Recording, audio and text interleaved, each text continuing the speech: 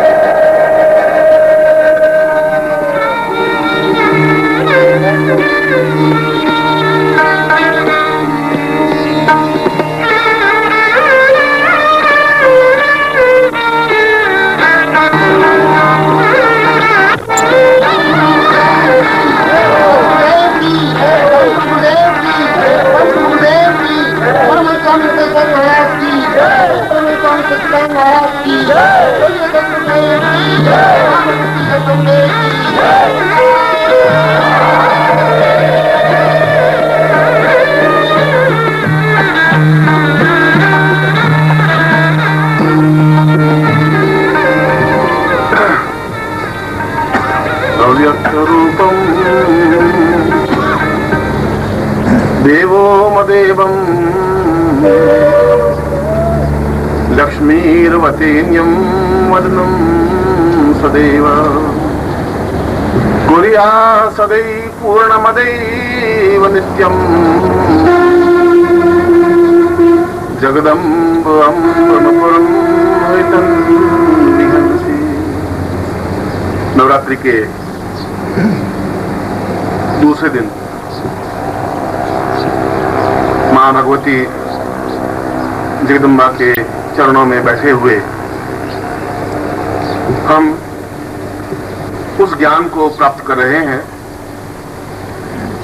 जो अपने आप में नवीन है, जो अपने आप में चिंत्य है, शास्त्र सम्मत है, और उन साधनाओं को, उन मंत्रों को, उस ज्ञान को जो मैं व्यक्त कर रहा हूं वो परखा हुआ है, देखा हुआ है, अनुभव किया हुआ है। मैंने कई बार अपने प्रवचनों में ये बात कही है कि अन्य साधु संत जहां वेदों की या पुराणों की पढ़ी पढ़ाई बात करते हैं, जो कुछ उन्होंने पढ़ा वो कहते हैं, मैं जो कुछ अपने जीवन में देखा और अनुभव किया है उसको कहता हूं। खाली आंखन देखी बात नहीं करता हूं, पोथिन देखी बात भी नहीं करता हूं। जो जीवन में अनुभव किए हैं कि यदि ये मंत्र सही है तो अनुभव किया है, तभी मैं आपको बताने की क्षमता रखता हूं। और अभी और कल के दिन जो कुछ कार्य हुए, तो काल चक्र तो अपने आप में जीवन में घूमता ही है, समय तो अपने आप में परिवर्तित होता ही रहता है। और कोई भी कार्य, कोई भी संकेत कम से कम मेरी तरफ से तो अकारण होता ही नहीं है। प्रत्येक शब्द का अपने आप एक महत्व होता है और प्रत्येक घटना का अपने आप में एक संबंध होता है, और मैं ठीक समय पर ठीक कार्य करता ही हूं, न एक क्षण पहले न एक क्षण बाद में। ये बात अलग है कि आप किसी भी मेरी घटना को और कार्य को किस रूप में परखें या देखें, अनुभव करें या विश्वास करें या नहीं करें, ये आपकी बात है। गंगा नदी अपने आप में बह रही है, आप स्नान करें या नहीं करें, आप उसको दूषित जल कहें और आप पवित्र जल कहें, आप उसको पानी पिए या नहीं पिए, ये आपकी बात है। गंगा नदी आपको उठ के नहीं कहेगी कि आप मेरे जल में स्नान करें और पवित्र हों। आपकी विचारधारा, आपका चिंतन कैसा है वह तो आपका है। कई लोग उसको प्रदूषण युक्त नदी कहते हैं और उसके पास में भी नहीं खड़े होते। हरिद्वार के सैकड़ों हजारों लोग नदी में मल विसर्जन करते हैं, उनका चिंतन वैसा है। मैं जाता हूं तो बहुत उस नदी में खड़ा होकर स्नान करता हूं, बहुत शीतलता अनुभव होती है। ये तो अपने अपने चिंतन की बात है। यह ज्ञान की सरिता भी अपने आप में बह ही रही है। आप उसको अनुभव करें या नहीं करें, समझें या नहीं समझें, लाभ उठाएं या नहीं उठाएं, वह आपकी बुद्धि का तर्क है। और जैसा कि मैंने कल बताया कि बुद्धि अपने आप में वेश्या होती है, जहां श्रद्धा अपने आप में पतिव्रता स्त्री होती है, वह बुद्धि विभ्रम पैदा करती है, वह बुद्धि कुमार्ग पर गतिशील करती है, वह संदेह पैदा करती है, वो आदमी को भटकाती है, वो उस आदमी को अहंकार देती है, और अहंकार अपने आप में जीवन का नाश है। बुद्धि की अतिक्रमणता जीवन का पतन है। और बुद्धि, बहुत पश्चिम के लोगों ने बहुत बुद्धि अनुभव की, तो उन्होंने आपको क्या दिया? उन्होंने आपको एड्स दिया, बीमारी, उन्होंने आपको अणुबम दिया, उन्होंने आपको अशांति दी, 3 और दिए, चौथी चीज नहीं दे सके। वो आनंद नहीं दे सके, सुख नहीं दे सके, प्रसन्नता नहीं दे सके, हंसी नहीं दे सके, मुस्कुराहट नहीं दे सके, मृत्यु दे सके। इराक में हजारों लोगों को मार के दिखा दिया, ये तो बहुत घटिया बात होगी। वापस उनको जीवित करता है, ये बहुत बड़ी बात होती है। वो पश्चिम नहीं कर सकती, बुद्धि नहीं कर सकती। श्रद्धा पैदा करती है, श्रद्धा उनको जीवन देती है। मरे हुए व्यक्ति के मन में भी एक चिंतन होता है कि मैं कुछ क्षण जिंदा रहूं, गुरु के चरणों में बैठूं, देवताओं के चरणों में बैठूं, मैं गीता का पाठ सुनूं। वो 5 मिनट जिंदा रहने की प्रयत्न करता है श्रद्धा के अतिरेक में, श्रद्धा के विश्वास में। और आप में जो बुद्धि की अतिक्रमणता है वो पश्चिम की देन है, आपकी देन नहीं है, आपके पूर्वजों की देन भी नहीं है। आपके पूर्व इतने अधिक बुद्धि से हावी नहीं थे, वे श्रद्धा करने वाले थे।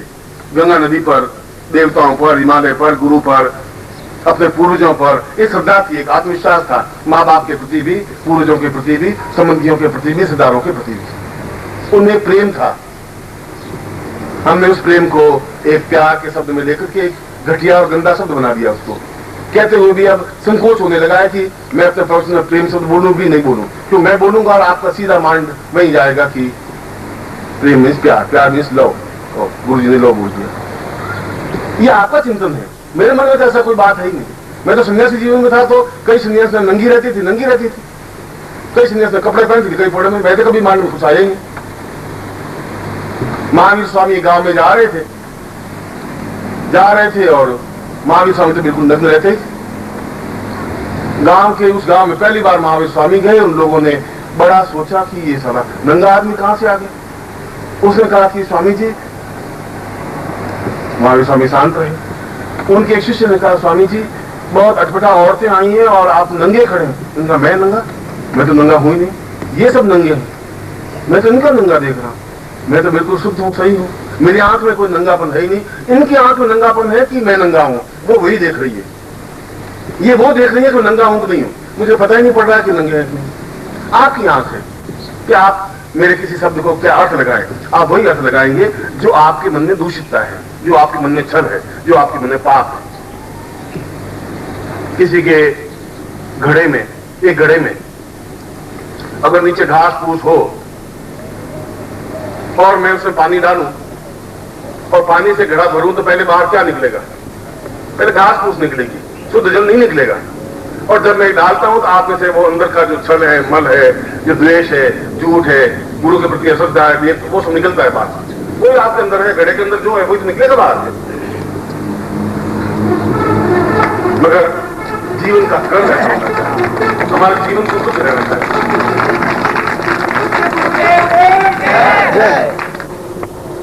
इसलिए मैं बार बार जो आप लोगों को बात कहता हूं, इसलिए कि आपके जीवन में एक अनुकूलता पैदा हो, जीवन में सुख पैदा हो, तुम्हारे जीवन में वैभव भी हो, धन हो। मैं ऐसा नहीं कर रहा हूं तो निर्धन बन जाओ। ये निर्धन बनने की ख्वाहिश तो महावीर स्वामी ने कर दी, बुद्ध ने की।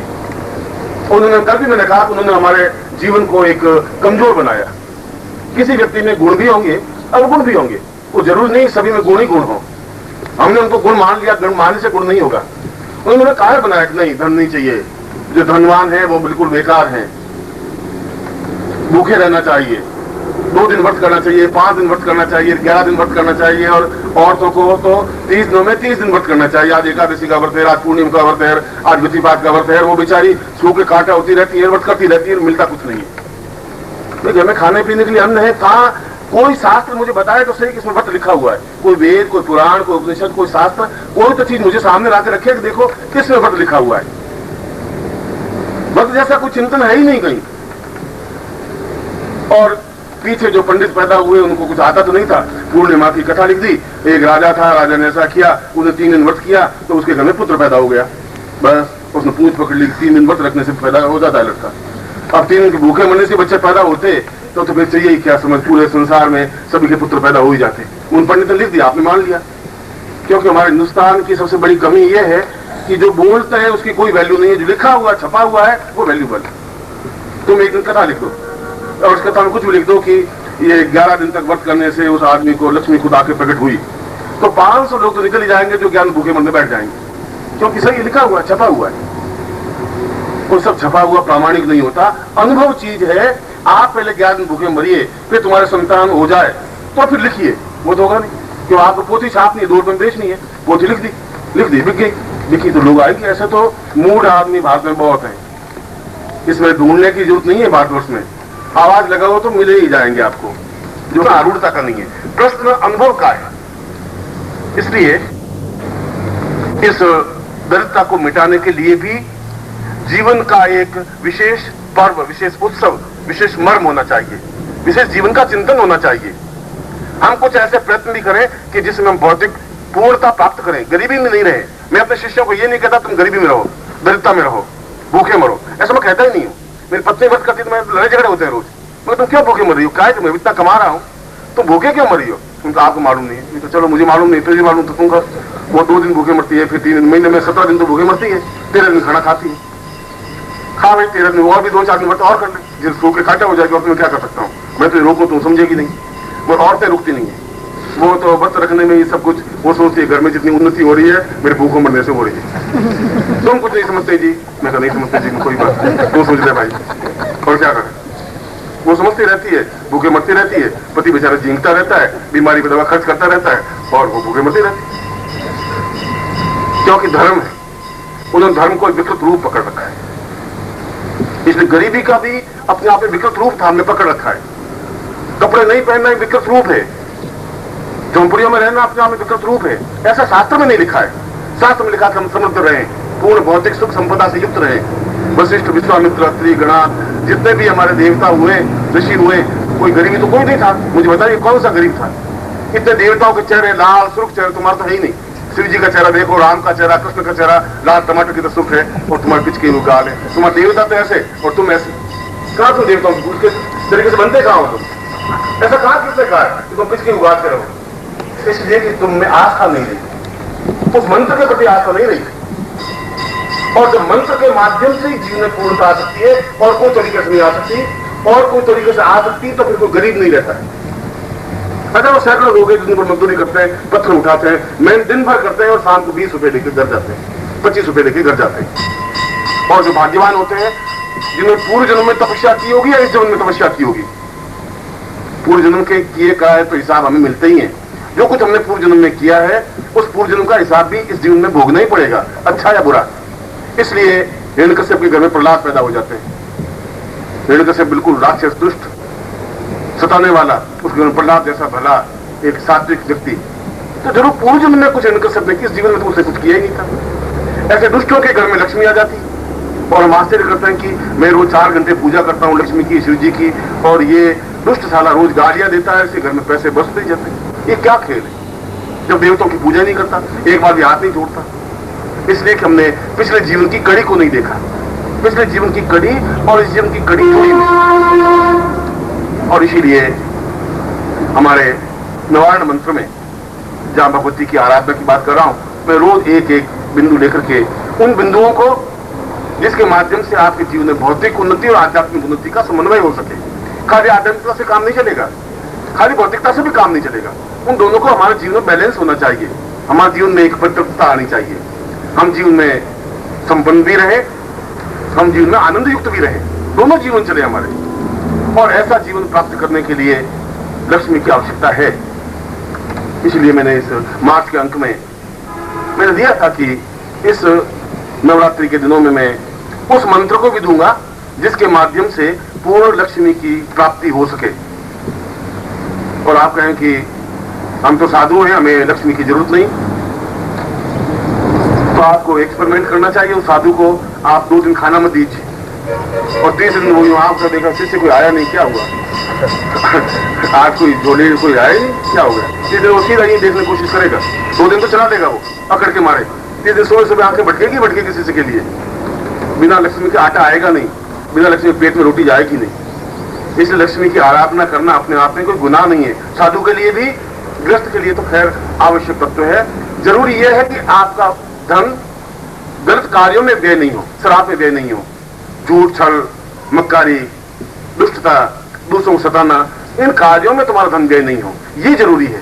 धन का सदुपयोग हो, दान हो, साधु संतों की सेवा हो, देवताओं के मंदिर बने, उसका सदुपयोग हो, तो लक्ष्मी आपके लिए उपयोगी है, धन आपके लिए उपयोगी है। और ऐसे ही जीवन की क्रियाओं में इस भगवती जगदम्बा का त्रिगुणात्मक स्वरूप माना गया है। महाकाली, महालक्ष्मी, महासरस्वती। और जीवन में तीन ही शक्तियां हैं, चौथी कोई शक्ति है ही नहीं। न भुवनेश्वरी है, न चिंतपूर्णा है, न कोई संतोषी माता है, न कुछ है ही नहीं। ये इनके और रूप हैं।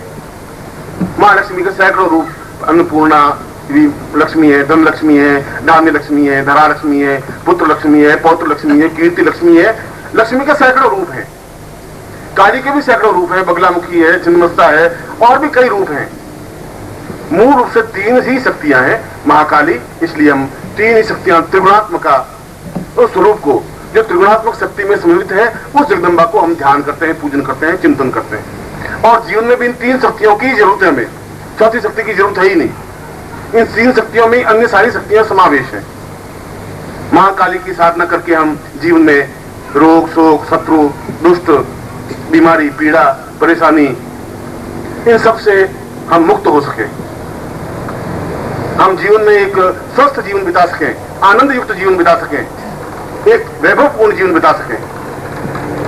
जहां हर समय शत्रुओं का भय रहेगा, जहां हर समय बीमारी रहेगी, जहां हर समय कष्ट रहेगा, वहां जीवन आनंद युक्त नहीं बीत सकता है। और इसी प्रकार महालक्ष्मी की आराधना, साधना, पूजन, अर्चन, चिंतन, और महासरस्वती की, जिससे कि हम कंठ में सरस्वती स्थापित हो, हम जो बोले वो शुद्ध बोल सकें, विद्वानों के बीच में बात कर सकें, बैठ सकें, हमारी एक कीर्ति हो, समाज में हमारा सम्मान हो, समाज में हमें पूछे, लोग हमसे बात करने के लिए आए, हमारा यश हो। ये सब सरस्वती के माध्यम से ही संपन्न है।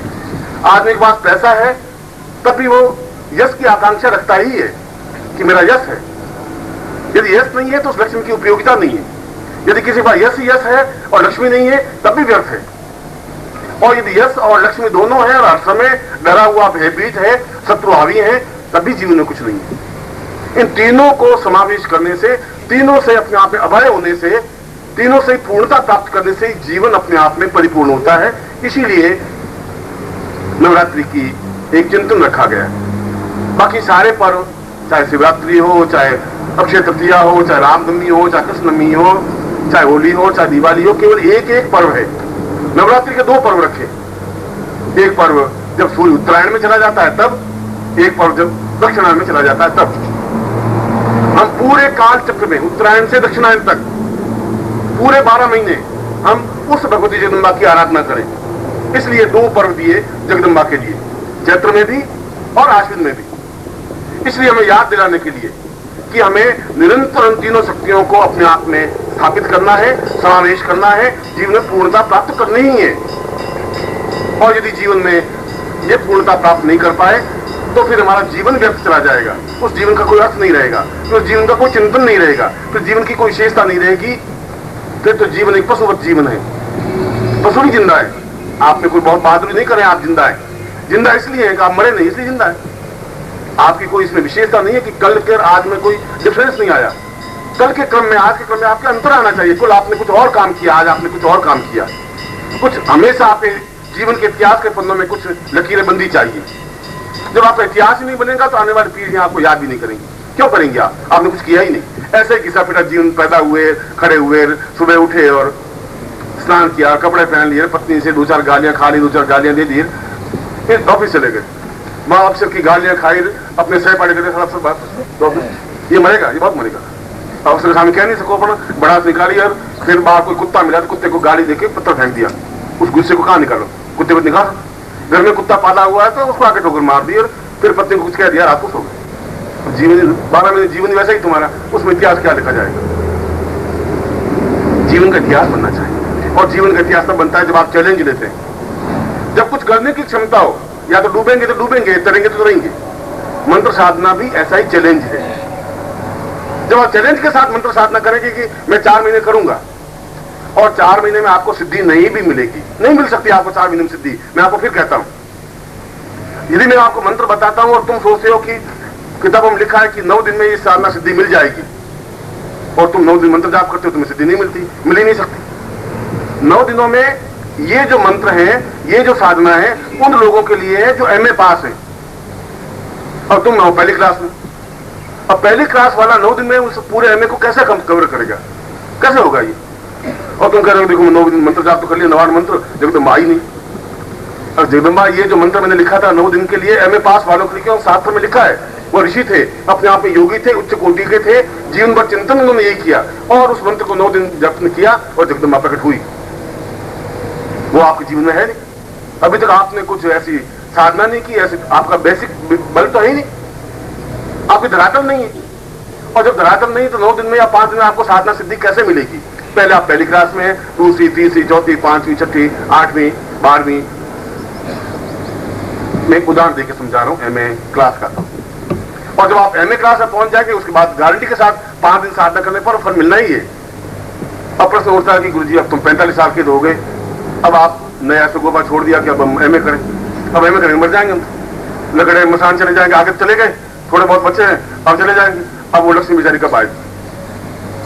तब आएगी शक्तिपात के माध्यम से। अगर ऐसे नहीं आएगी तो गुरु देगा आपको, क्योंकि सौभाग्य दुर्भाग्य से मैं आपका गुरु हूं। ये मैं दुर्भाग्य कि मैं आपका गुरु हूं, ये आपका सौभाग्य कि मैं आपका गुरु हूं। दोनों तरफ से एक ही बात है। इसलिए यदि ऐसा नहीं हो सकेगा तो मैं आपको पहली क्लास से प्रमोशन देकर 5वीं क्लास कराऊंगा। पहले 5 एकदम से मैंने छलांग नहीं लगा, फिर पहली क्लास से मैं 5वीं क्लास में लाऊंगा, फिर 5वीं क्लास से आप 11वीं क्लास में आएंगे, दूसरी बात बात करूंगा। तो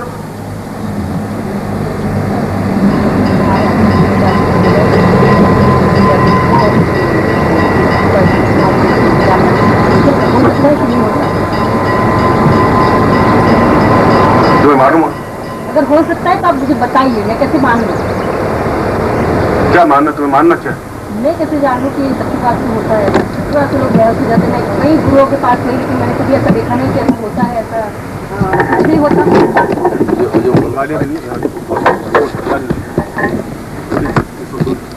बीच में जब मैं प्रवचन कर रहा हूँ तो बीच में आके खड़ी हो रही हो। लेकिन जो सच में जानना चाहती हूँ तो मैं जानना चाहती हूँ। और बीच में कैसे तरीका होगा? पूछ तो, अगर जब भी ऐसी बात हुई है तो मैं पूछना चाहती हूँ तो मैं पूछना चाहूंगी बस।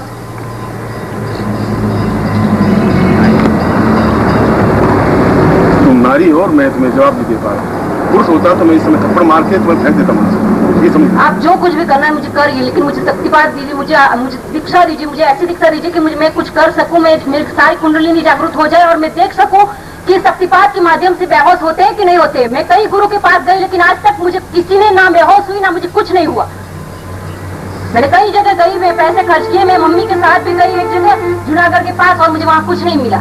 कहते हैं मैं पूर्व जन्म दिखा सकता हूँ, मैं ये कर सकता हूँ, मैं वो कर सकता हूँ, लेकिन आज तक कुछ नहीं किया उसने। अगर आप दिखा सकते हैं तो मुझे दिखाइए अभी इसी वक्त।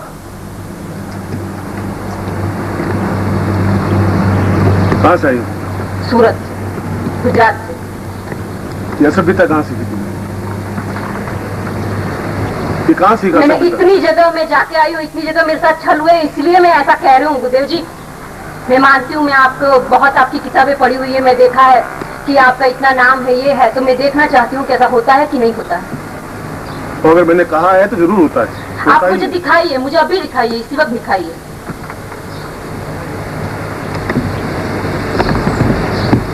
क्या दिखाना है? मुझे दिखाइए, कुंडलिनी जागृत मेरी हो जाए और मैं पूर्व जन्म में क्या थी। मैं आप बोल रहे हैं कि ये शिष्या है, ये है, वो है, मैंने बहुत बार सुना, प्रवचन में भी सुना, मैंने पत्रिकाओं में भी पढ़ा है कि मैं पूर्व जन्म देख सकते हैं आप। तो मुझे दिखाइए कि वो पूर्व जन्म में क्या थी, क्यों थी, कैसी थी, मुझे वो सब चीज देखना चाहती हूँ।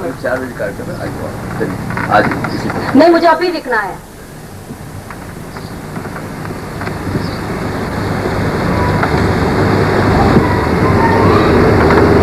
क्या देखना? मुझे देखना है मेरे पूर्वजन्म में क्या थी। ये जरूरी है किसी समय तुम्हें दिखा?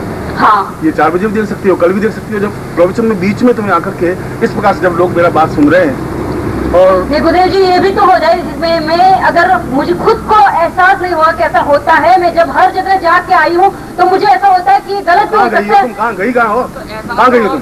4 बजे कार्यक्रम है वहाँ पे आइए। नहीं मुझे अभी दिखाइए। क्या देखना था? मुझे पूर्व जन्म देखना है। और पूर्व जन्म तुम्हारा बहुत गंदा हुआ तो क्या होगा? तो कोई बात नहीं, तो क्या हुआ? मैं तुम्हारे मुंह से निकलवाऊंगा इन सबके सामने। हाँ कोई बात नहीं, मैं बोल दूंगी, जो भी होगा बोला जाएगा तो बोला जाएगा, सुनेंगे तो सुनेंगे लोग, उसमें क्या होगा।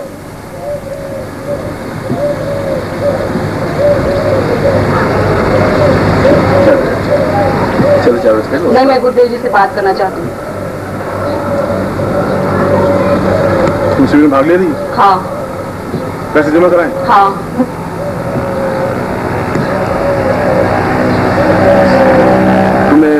कहाँ शक्तिपात करवाया था?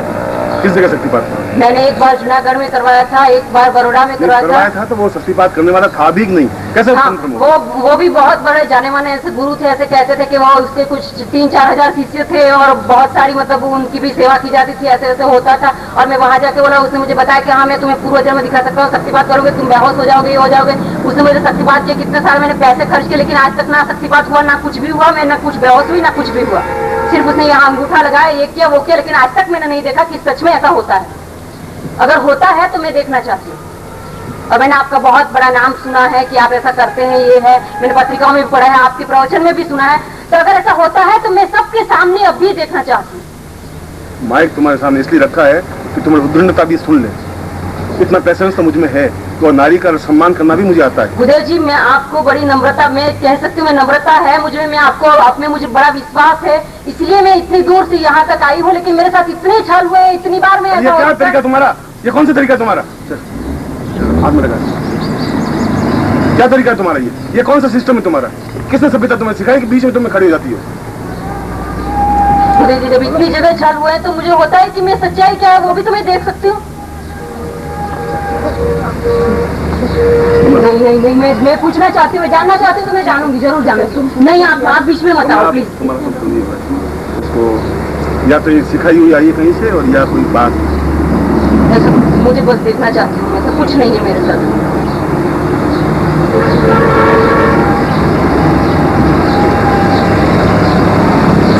मैं तो शक्तिपात कर लेता, कर लूंगा, मगर कल मैंने इतना अधिक शक्तिपात किया है कि उसकी थकावट को या उसके बोझ को आज भी नहीं उतार पाया हूँ। मगर तुम्हें इस रूप में, इस प्रकार से, इतनी असभ्यता से खड़ा नहीं होना चाहिए। बाबा मैं आपसे माफी चाहती हूँ कि मैंने ऐसा किया, लेकिन मैं नहीं रहा जा सकता। मैं इतनी जगह में घूम के आई हूँ कि अब मैं थक गई हूँ। अब मैं जानना चाहती हूँ कितनी सच में ये सच्चाई है। मैं झूठे ही बस यूं मैं घूमती रहूंगी, भटकती रहूंगी। अगर आप कुछ मुझे बताएंगे नहीं मैं कैसे मानूंगी? आपके लिए आप बड़े क्षमतावान हैं, आपको ऐसा कुछ हो ही नहीं सकता कि आप थक गए होंगे।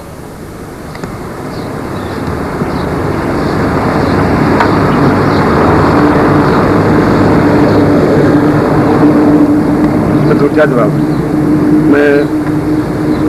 मैं जानती हूँ आप बड़े दयालु हैं। दयालु नहीं, आप चाहते मैं बहुत गुस्सा भी वाला हूँ।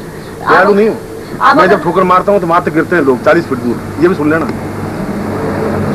ये और समझ लेना तुम। ठीक है, अगर आप ऐसा ही करना चाहते तो ऐसा कर दीजिए। अगर आप मार देना चाहते तो मार दीजिए, लेकिन मुझे दिखाइए, मुझे सच्चाई क्या है वो मुझे बताइए आप।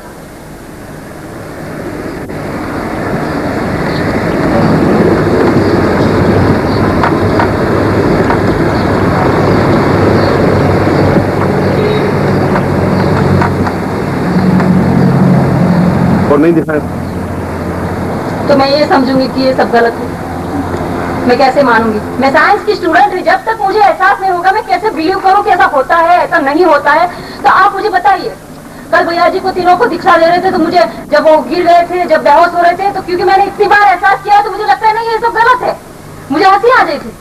अगर मैं खुद देखूंगी, अगर मैं खुद जानूंगी तो मैं कई लोगों को बता सकती हूँ हाँ ये सच्चाई है, हाँ ऐसा होता है। ये सब गलत है, हाँ ये सब पाखंड है। जब तक मैं एहसास नहीं कर लेती मुझे कभी विश्वास नहीं आएगा।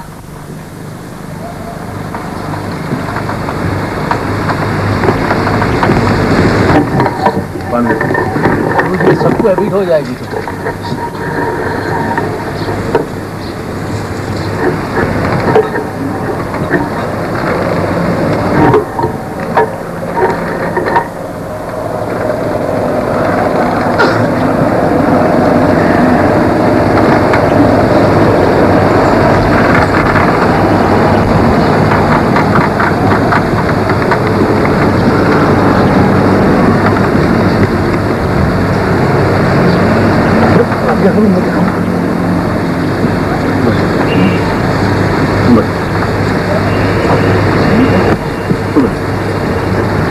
उद्दंडता के साथ उद्दंडता नहीं की जाती। मगर मेरे ऐसी बात पिछले 40 साल के इतिहास में किसी लड़की ने या किसी पुरुष ने बीच में आके खड़ी नहीं हुई है, इतनी घबराहट नहीं, घटियापन से कोई पेश आई नहीं है, इसलिए बता देता हूँ। और हिम्मत नहीं की है किसी ने, या तुम किसी की सिखाई हुई आई हो, उस बात में मुझे कोई अफसोस नहीं है, या जिज्ञासा है मगर वो गलत है। इस प्रोडक्शन के बाद भी तुम आ सकती थी, मुझे मिल सकती थी, बात कर सकती थी, मैं तुम्हारी जिज्ञासा को शांत कर सकता था। सबके सामने इस प्रकार की असभ्यतापूर्ण क्रिया तुम्हें नहीं करनी चाहिए थी।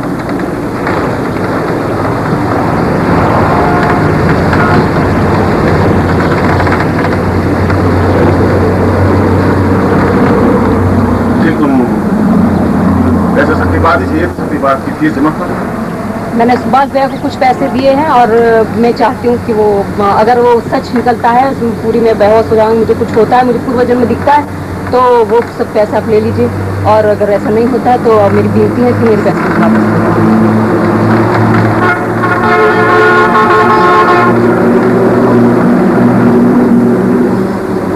क्या नाम था? जय। कहाँ से आई है? सूरत। सूरत में रहती है? सूरत के पास एक गाँव है।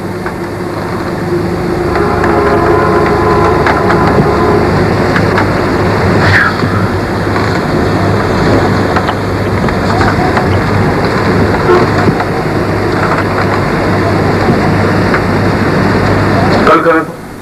नहीं, अभी कर दो। जब इतना कुछ हो ही चुका है तो फिर क्यों दूसरी बार मुझे आज ही कर दो। कितने साल के? 23।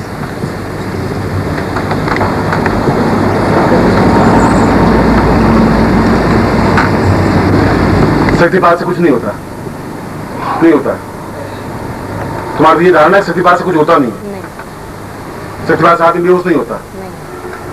तुम्हें सिर्फ शक्तिपात चाहिए, बेहोश होना, और कुछ चाहिए बस? मुझे पूर्वजन्म में दिखना है। अगर ऐसा शक्तिपात के माध्यम से पूर्वजन्म में देख सकती हूँ तो मैं देखना चाहती हूँ कि पूर्वजन्म में ऐसा क्या है, वो क्या नहीं। पूर्वजन्म में सच में ऐसा दिखता है कि नहीं, सच में बेहोश होते हैं कि नहीं होते हैं।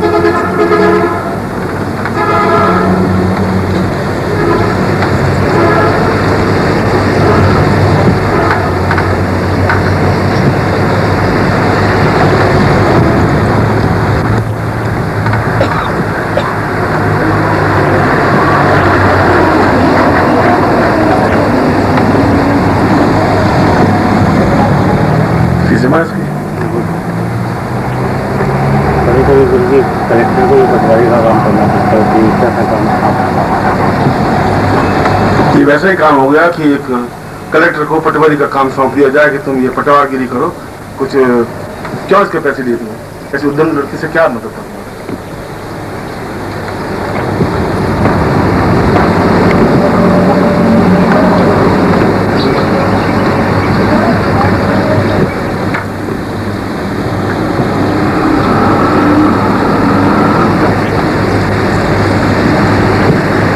कितनी बार सबकी बात करवाए थे? 4 से 5 बार। और बेहोश नहीं हुई? नहीं। बहुत ताकतवान? मानती हूँ। बहुत मेंटली बहुत ताकतवान? ऐसा अभी तक तो लगा है। क्या लगा है? तुम बहुत ताकतवान है? कोई फर्क नहीं पड़ा तेरे ऊपर? आज तक तो नहीं पड़ा, अभी तक तो नहीं पड़ा।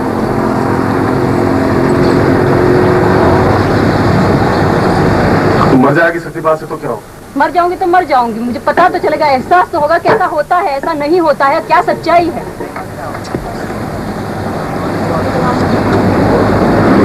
तुम्हारे गुजरात में ऐसे पैदा होते हैं क्या लड़के? साइंस स्टूडेंट है ना, इसीलिए।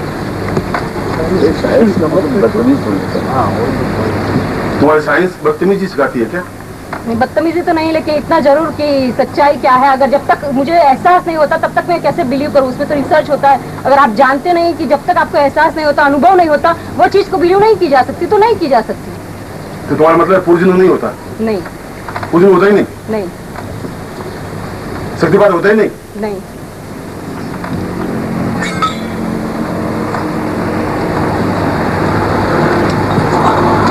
तुम्हें शक्तिपात बहुत ताकतवान, तुम्हें क्षमता है, मेंटली बहुत ताकत है तुम्हारे। अभी तक तो ऐसा है।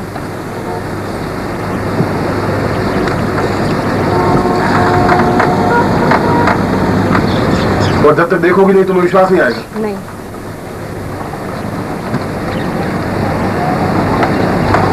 बड़ी लिखी हो? हाँ।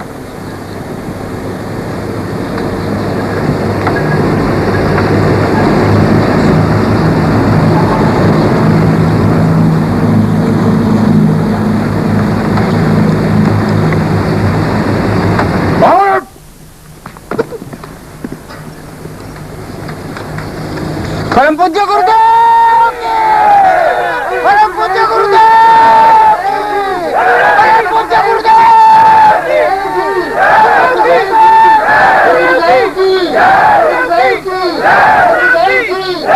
गुरुदेव की! गुरुदेव की!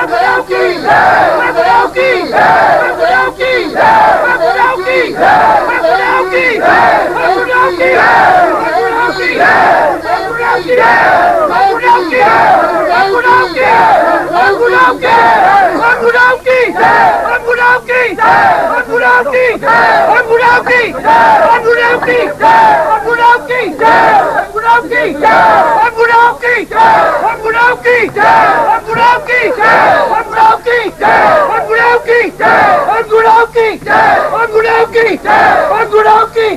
गुरुदेव की! गुरुदेव की! गुरुदेव की! गुरुदेव की! गुरुदेव की! गुरुदेव की! गुरुदेव की! गुरुदेव की!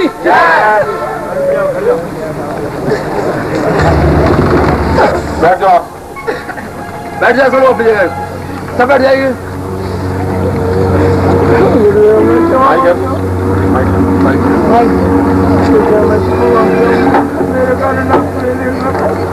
ये रहती नहीं है, इतना उद्दंडता से बोलने की क्षमता ही नहीं थी। मगर इसने कहा कि शक्तिपात से कुछ नहीं होता, और इसने कहा कि पूर्वजन्म भी कुछ नहीं होता। जब शक्तिपात किया है तो फिर पूर्वजन्म भी, इसकी घटिया पूर्वजन्म भी देख लें हम, और अच्छा पूर्वजन्म हो तो अच्छा पूर्वजन्म भी देख लें।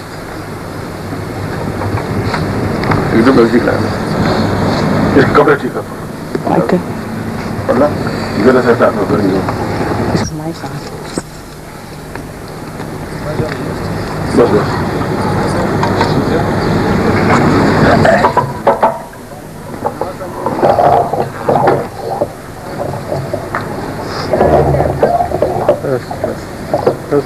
बस बस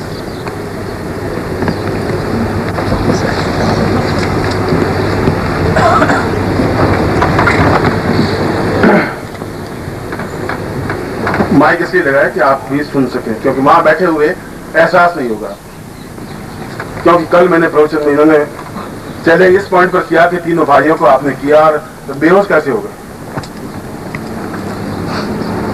और ये अपने डॉक्टर के माध्यम से ठीक नहीं हो सकती, गारंटी नहीं हो सकती, क्योंकि माँ बाप का ही गलत करना।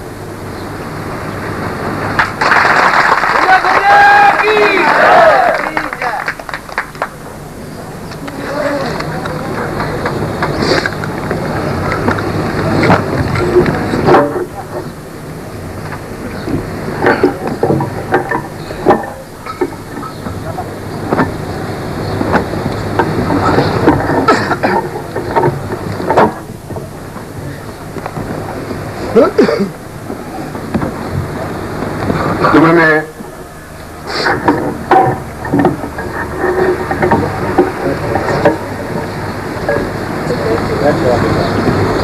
देखा है, मैंने सिस्टम को देखना है।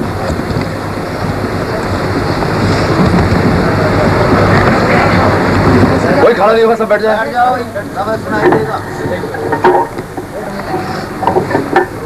वो पीछे का हटा दो।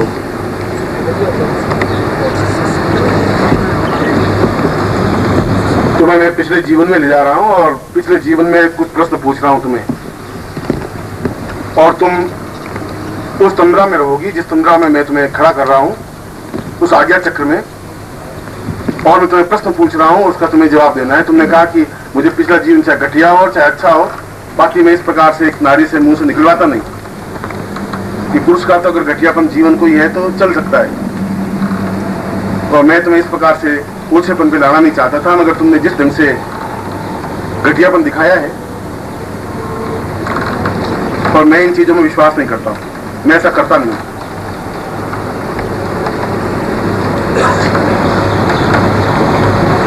इस जन्म से पहले जिस जीवन में थी तुम्हें मैं वहां ले जा रहा हूं।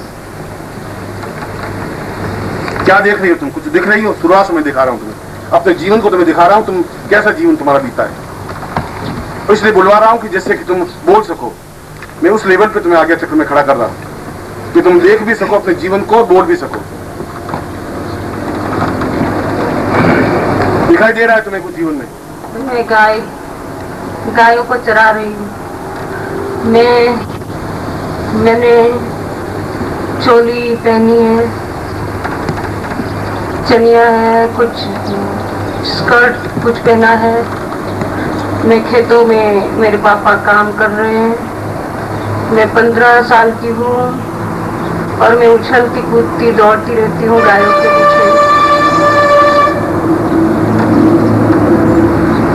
क्या नाम है तेरा? प्रिया। कहाँ रहती है तू? एक छोटे से गांव में। कहाँ ये गाँव? गुजरात में किसी पर्वत के पास है, छोटा सा गांव है जहाँ मेरे। चलो इस जीवन को आगे बढ़ाओ और चलो आगे। अब क्या तुम देख रही हो? मैं देख रही हूँ कि मैं बहुत छोटी सी हूँ, 10 साल की हूँ। मैं इधर उधर गांव में बस छोटे छोटे बच्चों के साथ खेल रही हूँ। और थोड़ा पीछे जाओ। और मैं छोटी सी बच्ची सी हूँ, बस मैं खेल रही हूँ। मेरे माँ बाप मुझे प्यार करते हैं, खाना वाना खिलाते हैं। मैं दौड़ती रहती हूँ आंगन में, मस्ती करती हूँ, खूब मस्ती करती हूँ मैं। भाई? मेरा एक बड़ा भाई है। बहन? बहन नहीं है। माँ? माँ है, बाप है। तुम देख रही हो माँ बाप को? हाँ। भाई को देख रही हो? हाँ। चलो 15-17 साल की आयु में आओ, चलो वहाँ चलो। 15-17? अरे बाबा, मैंने लाल चुनरी ओढ़ी हुई है, मेरी शादी हो रही है। मुझे शादी नहीं करनी है, मेरी शादी हो रही है, मुझे नहीं करना है शादी वादी, कुछ नहीं करना है मुझे।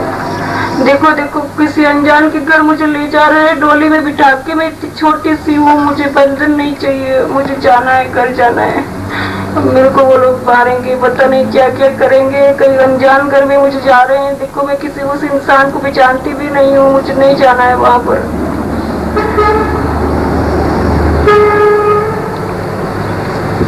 चलो 1-2 साल आगे बढ़ो। अरे मैं कैसे फंस गई हूँ यहाँ पर। मुझे वो मारता है, पीटता रहता है, मेरे साथ झगड़े करता रहता है। मैं कैसे आ गई यहाँ पर। मेरी इतनी अच्छी जिंदगी थी, खेलती थी, गायों को चराती, मुझे सबकी याद आती है।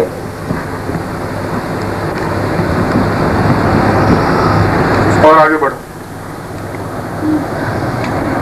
आगे चलो। मैं और वो मेरा पति, हम दोनों बस से जा रहे हैं, खेतों में काम भी कर लेते हैं। और एक देखो एक साधु आ गए, एक बहुत बड़ा, बहुत प्रभावशाली व्यक्तित्व है उसका। और इतने सुंदर है वो, और उसने वो मृगशर्म पहना हुआ है, कुछ नहीं है उसके पास, लेकिन वो मुझे अट्रैक्ट कर रहा है। लेकिन मुझे तो नहीं जाना है, किसी को कुछ नहीं चाहिए मुझे इस जीवन में, कुछ नहीं चाहिए मुझे, बस मुझे मर जाना है। कैसा है साधु? बड़ा सुंदर है, प्रभावशाली है, बस चौड़ा सीना है, लंबा सा है, सुंदर है।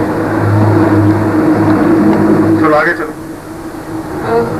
देखो ना, मेरे पति तो उसके वो साधु को मारने लग गया है, उसको गुरु बना लिया है। अरे ये सब क्या चक्कर है गुरुदेव जी? अरे नहीं, ऐसा सब नहीं होना चाहिए। ये कर पता नहीं कहाँ ले जाएगा। अरे बच्चे हुए?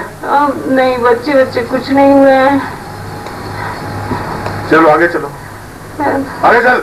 वो मुझे गुरुदेव में भी बहुत मारने लगी, मुझे अट्रैक्शन होता है, मुझे ऐसा लगता है मैं खींची चली जा रही हूँ। हम दोनों साथ निकल पड़े हैं, मैं और मेरे पति वो गुरुदेव के साथ निकल पड़े हैं। बस हम लोग ऐसे जा रहे हैं जैसे एक बहुत सुंदर जगह आ गई और हिमालय है और बड़े जैसे पर्वत, हरियाली है, कुछ बर्फ सी जमी हुई है, बड़ी सुंदर गंधराएं दिख रही है मेरे को। और वो झरने से बहते हैं, कुछ प्राणी इधर उधर घूम रहे हैं, बड़ी सुंदर जगह है। वहाँ कमल के फूल भी खिले हुए हैं, पता नहीं इतनी सुंदर जगह है। तुम क्या करिए? मैं अभी गुरु के पास बैठी हूँ और कुछ साधना कर रही हूँ। चलो 5 साल आगे चलो। अब मैंने तो संन्यास ले लिया और मैंने संन्यास ले लिया और मैं गुरुदेव की बहुत ही सेवा करती हूँ। हर बार मेरे चित्त में यही आता है कि बस मैं उनके लिए क्या करूँ, ये करूँ, वो करूँ, बस इसके सिवा मेरे दिल में कुछ नहीं आता है। मैंने अपने पति को भी भैया के रूप में स्वीकार कर लिया है। मुझे समझ में नहीं आ रहा, मैं इतनी सेवा में लगी हुई हूँ, बस उसके सिवा मुझे और कुछ ध्यान नहीं रहता है। ओम तस्मात् पूज्य। और आगे चल थोड़ी। अब देखो एक लड़का आ गया इसी गांव का। लड़के के साथ मैंने आपसे छिपा के मेरे गुरुदेव के साथ मैंने छल करके मैं तो उनको उनके घर भी हो आई, मैं तो उनके मिल लिया, मैं तो उनसे प्यार करने लग गई हूँ। किससे प्यार करी? मेरी इसी गांव का एक लड़के से प्यार करने लगी हूँ।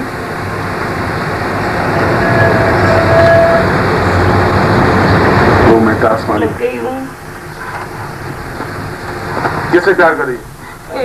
मेरी इसी गांव का एक लड़के से प्यार करने लगी हूँ।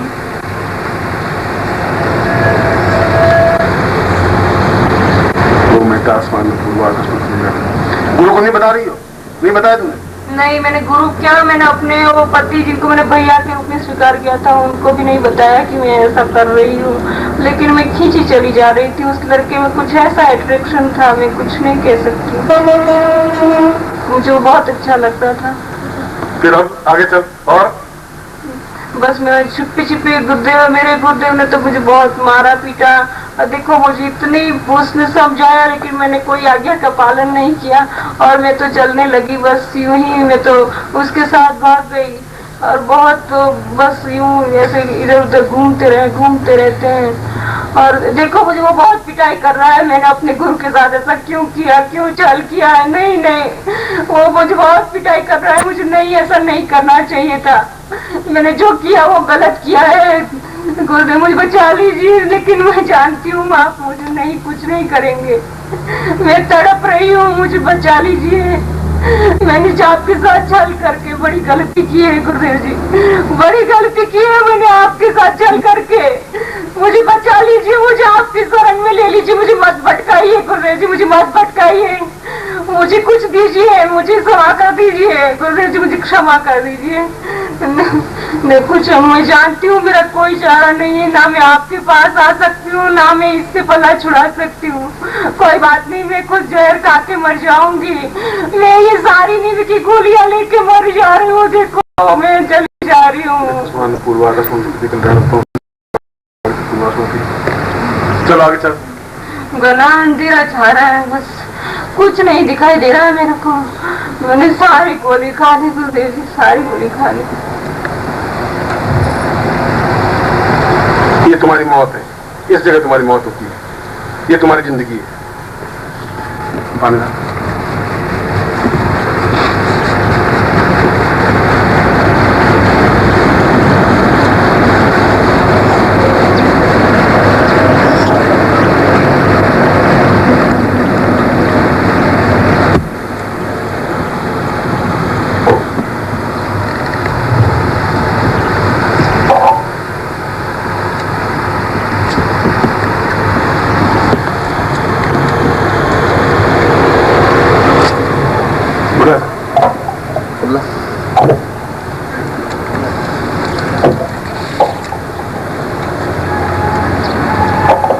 चलो बैठ।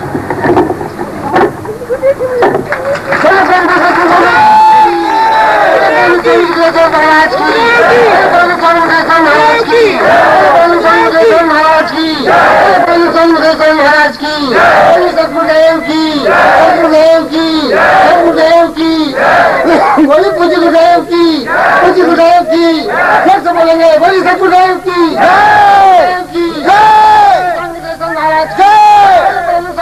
महाराज की महाराज की महाराज की महाराज की सतगुरुदेव की सतगुरुदेव की सतगुरुदेव की सतगुरुदेव की सतगुरुदेव की सतगुरुदेव की सतगुरुदेव की सतगुरुदेव की सतगुरुदेव की सतगुरुदेव की सतगुरुदेव की नहीं मुझे मत मुझे उनसे आशीर्वाद लेने दो। अरे मुझे नहीं आशीर्वाद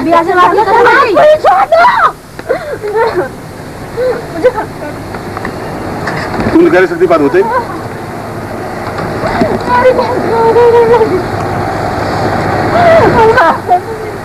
छोड़ मुझे क्षमा कर दीजिए। मुझे नहीं तो और गालियां दे सबके सामने खड़े हो। मुझे माफ कर दीजिए, मुझे क्षमा कर दीजिए। मेरी बहुत बड़ी गलती हो गई। गुरुदेव जी मुझे आपके चरणों में शामिल। गुरुदेव जी मुझे अब बचना चाहिए। मेरा उद्धार कीजिए गुरुदेव जी।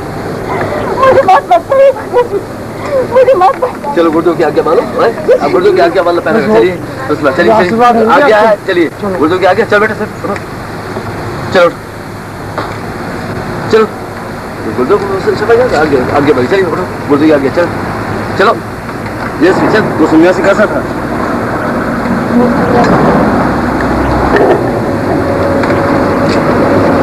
तुम्हें इसलिए याद है? तुमने देखा सब कुछ? अपने जीवन को देखा?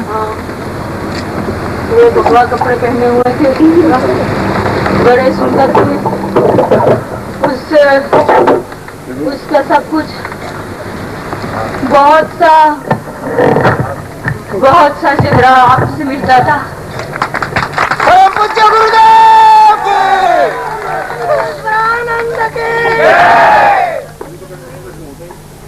तुमने कहते कि तुमने जिन नशे से जी नहीं, ये लोग से मेरे थे ही नहीं।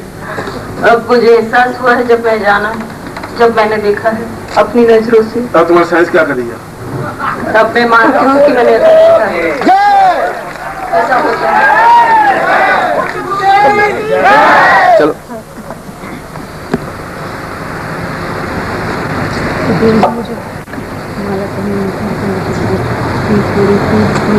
फिर वही बात है। चलो आगे वाला पहले इस बात से देव की जय, माता जी की जय, की जय।